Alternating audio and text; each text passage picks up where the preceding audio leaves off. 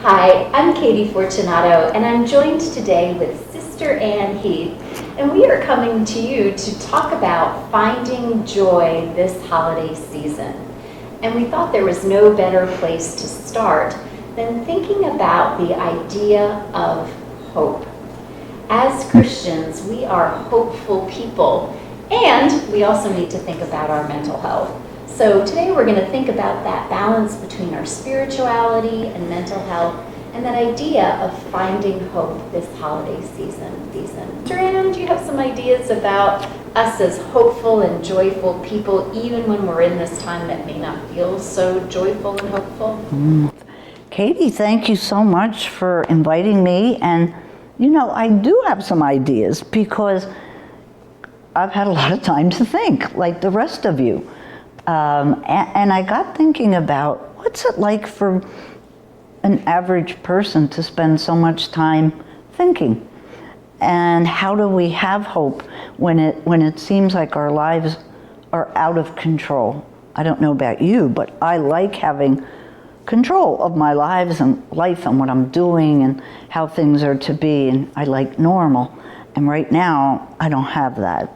So I did get thinking about that, and ironically enough, I found a book that really spoke to me, and it's a book you might know about. It's called Man's Search for Meaning by Viktor Frankl. And it's not an easy book to read. But as I was reading it, I got thinking about the hardest thing that I've ever had to do. And I think this might be it. I've lived a pretty long time, and I've never lived through a time where I had so little control over what I was able to do and where I could go and who I could be with. And so when I read the book and I listened to what Viktor Frankl has to say, he lived in a concentration camp. We don't have that. It's not that bad. But if he could get through it, and he could do it with grace and hope, so could I, and so could you. So the thought is, what can I change? What choices do I have about my life? And how can I make choices that are effective and healthy?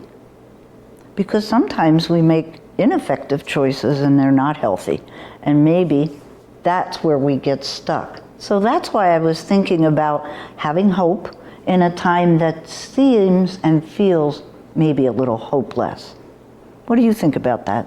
I think that's true, and I think one of the things that we can be starting to get our minds ready for is we know that this holiday season is not going to be the same, right? Like, I am not traveling to see my family, grandparents aren't coming together, so it does feel like a loss, and I think there is some grieving that is going to come around with this holiday season, and I think it's important that even though we are people of hope, that we are still able to say, yes, this isn't the way we'd like things to be, don't you think? Absolutely. You know, that's a good, you mentioned grieving. I think some of what we experience is the loss of what we had and the normal that we had and the everyday life, the school, the friends, the parties, the games. I know when basketball shut down, whew, that was serious for me. And I was grieving that.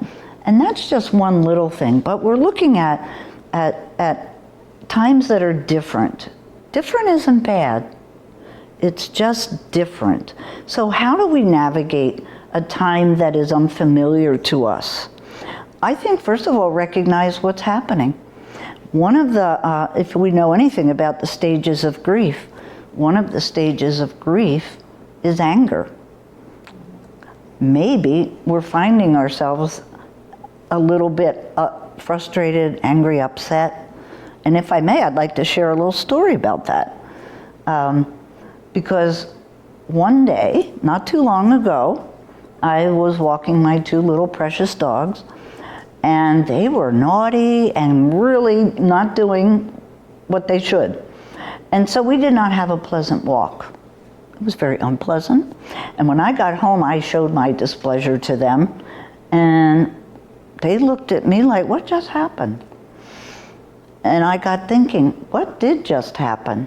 because I was blaming them for something that they weren't doing anything wrong. And so if I blame someone else, I have to first look at the 3 fingers pointing back at me. And I got thinking, what about that walk didn't go well? What was wrong with me, not them, on that walk? Well, the bottom line is I was angry. I started out being irritated, frustrated, maybe agitated, and flat out angry. That's grief. I'm grieving. I can't go visit my family like I want to all the time. I can't do this. And so that's a negative thought. It's a negative thought which dictates my feeling, which dictates my behavior. And I took it out on my little dogs. So once I got a handle on that, I gave them a nice meal, apologized, took a deep breath, and said, let's go out for a walk. They looked at me a little odd, but they were ready. And so I changed what I could. I changed my view of what happened. And then I changed my behavior because I changed my thought. Does that make sense? It makes sense to me. And one of the things back when I was working with littles, one of the kind of phrases that was a Miss Katie phrase is we name and we claim so we can tame those feelings. And that's exactly what you did. You named, okay, this is what's going on for me. I am angry. And that can really be helpful as a parenting trick when you have a child who's got something, you see a behavior that's a little bit out of control. They're really trying to tell you something, right? It's not that they're just being naughty to be naughty or being rotten to give you a hard time. They are trying to communicate something. And often when we name that behavior for the child, they know we get it. So when we name that behavior or name that feeling, claim that, and then find a constructive way to handle it, that can really help us through some of this season that may be a time when we're angry about the losses, when we are feeling lonely, when so much of our season may have been focused around family and friends, and that's just not happening in the way it has. So I think that is really important to name, this is what's going on for me right now. To claim that, and that's okay, right? But I'm gonna tame those feelings and find a constructive way to deal with that. So it wasn't you being super angry with your pets, it was something else. And when you could say, okay, this is what's really happening, claim that feeling, and now I'm going to make a different choice moving forward. I think that's kind of what we have to do throughout our lives, and particularly in this holiday season of COVID. Exactly. So as we name it and claim it, so using words, we as a society have a lot of words that we can use. So maybe families can do kind of a feeling game once in a while and pick a situation or a time that they maybe had in the past week. And everybody could go around and pick a situation and say how they felt about it. Because most of us do a lot of thinking.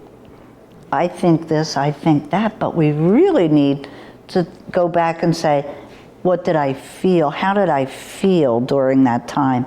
And feelings just are, doesn't matter. They come, they go. But when we give them unnecessary power, then they have a life of their own. So my anger had unnecessary power because I did not express it until I got a handle on that and recognized what it was. It's okay to be angry. I'm not happy about the situation sometimes, but what I can do is change the way I look at it and change the way I behave. Go back to Viktor Frankl. Back to that, look at what you have. Find some gratitude in that moment. So in a concentration camp, for example, they got fed, not much, but what he did was choose to be grateful for the morsel of food that he got, and sometimes shared what he could with someone else. And so when we can find a way to find some gratitude, that changes the attitude, and that really works. For sure. I think the other thing that's really important, so absolutely believe in that name and help your family, help your children name those feelings that they are experiencing and claim them so that you contain them. But I think the other thing as part of being a people of hope and managing our feelings through this time is to have a plan, right? Before we get into the thick of the holiday season, we want to be ready and to be equipped to navigate it. So the time to figure out how to deal with your anger or how to deal with your loneliness or grief or sadness isn't when you're feeling depressed. It isn't when you're in the thick of it. The time to kind of get a strategy and your game plan together is now.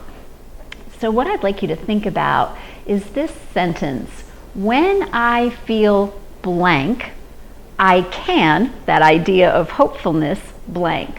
When I feel blank, and maybe do this with your child, when you feel angry, when you feel lonely, you can blank. Can you say more about that, sister? Absolutely. So it's recognizing you didn't make me feel this way, I felt this way. So using I statements, I feel when you, but also the plan when. So what do I want to do when I'm having an angry moment or a sad moment?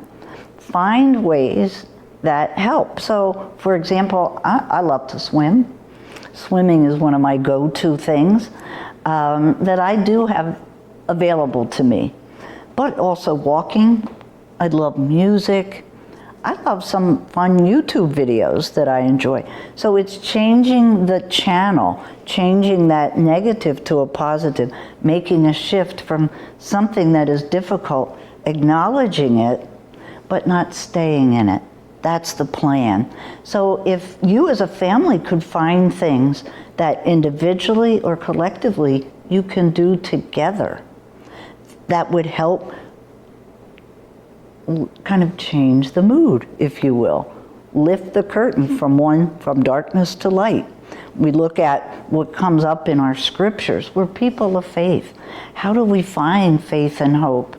And maybe there's a scripture passage that your family particularly likes, or a prayer or a saint. Have a plan to be able to do that.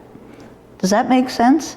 It does. And I think that as we enter this holiday season, this is a great time to be creative with it, right? So if you're saying, I really think this is going to be a lonely time. So if we are feeling we can bake cookies and leave them for a neighbor. If I'm feeling sad, I can play some really uplifting Christmas music.